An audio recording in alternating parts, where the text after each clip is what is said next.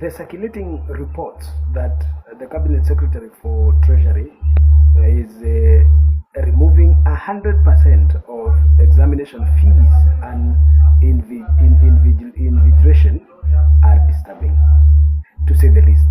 But it is even more retrogressive to see that the money that we used to pay for sitting and examination both in Class 8 and Form 4, and which was generously removed by Uhuru Kenyatta's government to a great relief for hundreds of thousands of families, is now being derogated. How much more shall we destroy education?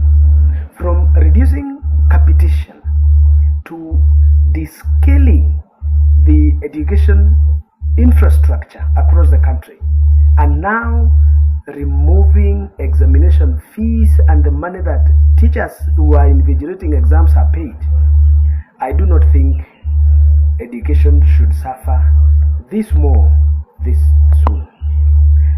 Without saying much more, I would ask Professor Njuguna Ndung'u to reconsider that decision.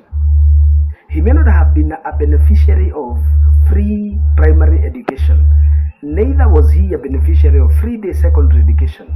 Professor Ndung'u is not a beneficiary of TVET capitation. But indeed, Professor Ndung'u was a beneficiary of university capitation that government generously offered for him as a Bachelor of Arts students economics in the University of Nairobi in the 80s. Professor Ndung'u knows the value of a subsidized education. Professor Ndung'u is a beneficiary of it, and Professor Ndung'u should not be sitting in the central office where money is disbursed in Kenya to destroy the dreams of millions of young people. Paying 4,000 shillings in our time for KCSE was not a mean feat. Paying 1,200 shillings for KCPE was not a mean feat. And indeed, I remember in both occasions, my mother could not afford. How I survived is a story of another day. I am sending this small video to whomever may forward to him. I have his number, but I don't forward it myself. Whomever may forward this to Cabinet Secretary for Treasury to tell him that even if he must be passing irony in the public service, it must not be directed towards education. Education has suffered far too vicious, too soon in the last 2 years. In terms of removing subsidies and capitation, cutting and descaling all levers, this one should not be there. Save KCSE students and KCSE families family pain, because if you remove that examination fee that government was giving to students, you will be derogating the value and access to education. Professor Ndung'u, you and I come from Murang'a.